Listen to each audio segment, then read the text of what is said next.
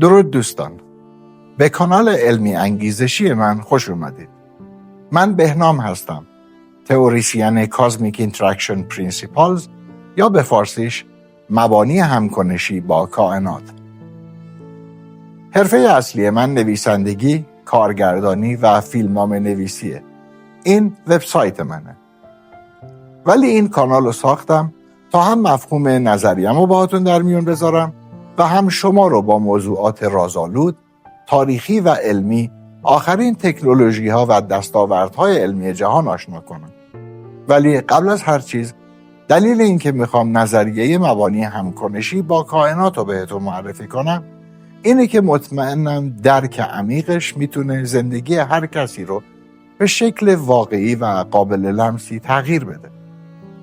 اگه درست بفهمیدش و عمیقاً درکش کنید میتونه نگاهتون به جهان، به خودتون و آیندهتون رو برای همیشه تغییر بده. قرنهاست انسانها به این فکر میکنن که آیا افکار ما میتونن واقعیت زندگیمون رو شکل بدن؟ آیا مثبت اندیشی واقعاً میتونه تأثیری در موفقیت‌های زندگی ما داشته باشه؟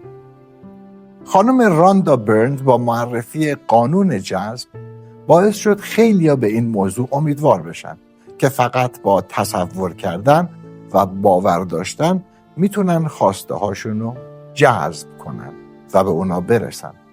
در مورد نظریه های مرحوم باب پراکتور هم همینطور. با فرمایشات ایشون کاملا موافق بودم و هستم که زبان کائنات زبان فرکانسه.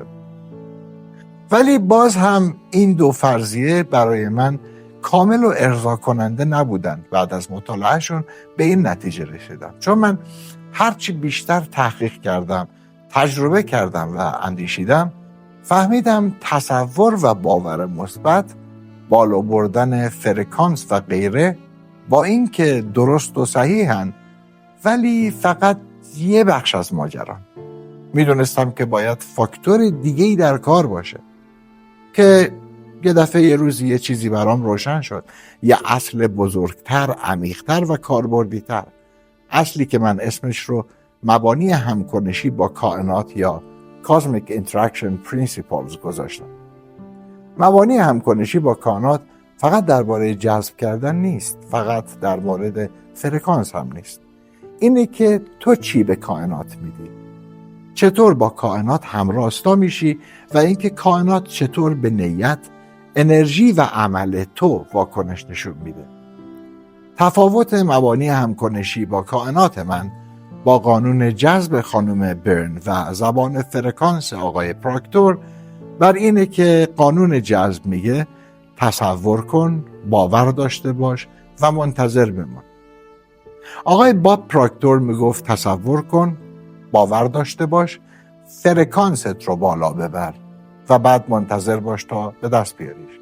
اما مبانی همکنشی با کائنات من میگه با تمام وجودت نیت و خواستهات رو مشخص کن، اونا رو از کائنات بخواه، انرژیت رو با کائنات هماهنگ کن و بعد دست به کار شو. با علم و آگاهی برای رسیدن به خواستهات تلاش کن. فرمایشات خانم برن و آقای باب پراکتور فقط دو رکن اول فرضیه من هستن و ارکان بعدی همون نیت و خواسته ها، مشخص کردنشون و خواستن اونا از کائناته. من میگم انرژیت رو با کائنات هماهنگ کن بعد از انجام اون دو کار و بعد دست به کار شو. با علم و آگاهی برای رسیدن به خواسته ها تلاش کن، چون کائنات تنها به خواسته های تو پاسخ نمیده بلکه به خواسته های تو، فرکانس تو، تصورات مثبت ذهنی تو و رفتار و تلاش تو برای رسیدن به خواستهاتی که جواب میده. باید عمیقاً و به طور قلبی با کائنات همراستا بشی.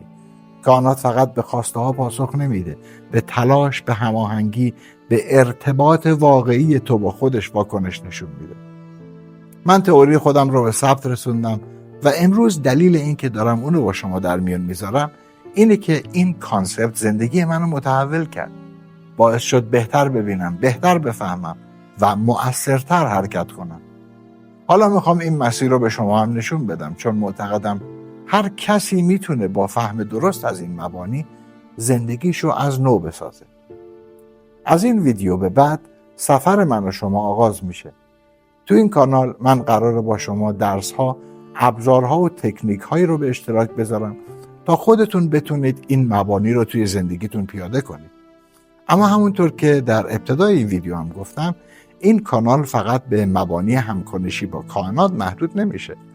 من اینجا درباره موضوعات رازآلود، تاریخی و علمی هم صحبت میکنم.